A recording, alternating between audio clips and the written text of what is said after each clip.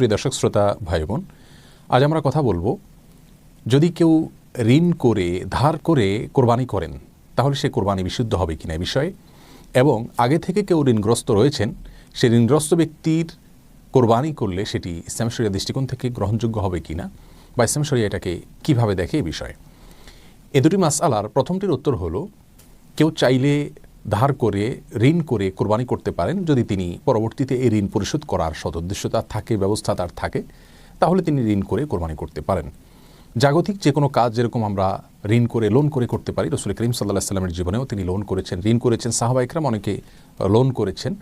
অতএব লোন করে ধার করে ঋণ করে তিনি কোরবানি করতে পারেন যে কোনো ভালো কাজ, এমনকি দান সাদকা হজ উমরা করার জন্য যদি কেউ ঋণ করেন এবং তার ঋণ পরিশোধ করার সদুদ্দেশ্য রয়েছে এবং ব্যবস্থা রয়েছে, তিনি জানেন যে ঋণ তিনি পরবর্তীতে পরিশোধ করতে পারবেন ইনশাআল্লাহ, তাহলে তিনি ঋণ করে ভালো কাজ করতে পারেন। কোরবানিটাও একই রকম।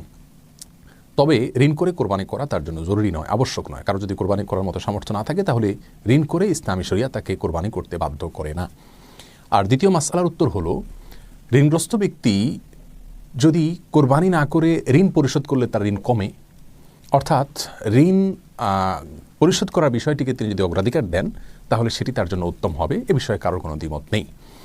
আর ঋণ থাকা অবস্থায় যদি তিনি কোরবানি করেন তাহলে সেটি তার জন্য সঠিক হবে কি না, এর উত্তর হলো, ঋণ দুই প্রকার।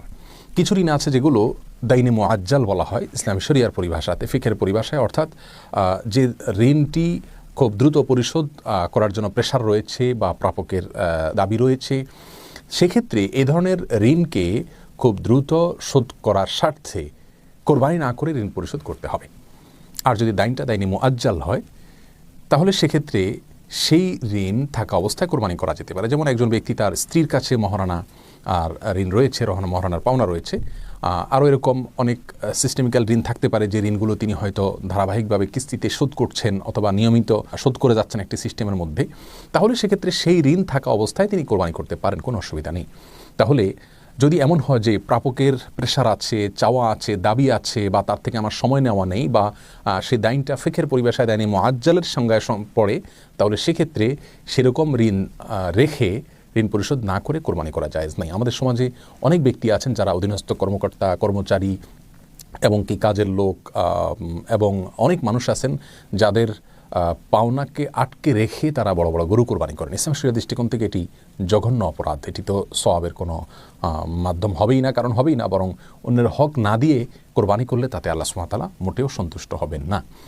অতএব আমরা এ ধরনের ঋণ থাকলে সেই ঋণগুলোকে পরিশোধ করাকে অগ্রাধিকার দেব কোরবানি করার উপরে। আর সিস্টেমিক্যাল ঋণ যদি থাকে, যেটা আমি কিস্তিতে পরিশোধ করছি অথবা প্রাপকের পক্ষ থেকে সেটার জন্য বিশেষ কোনো প্রেশার নেই, বা সেটাকে দাইনে মুআজ্জাল যে বলা হয় তার আওতায় না পড়ে, তাহলে সেক্ষেত্রে সেই ঋণ থাকা অবস্থায় কোরবানি করা যেতে পারে।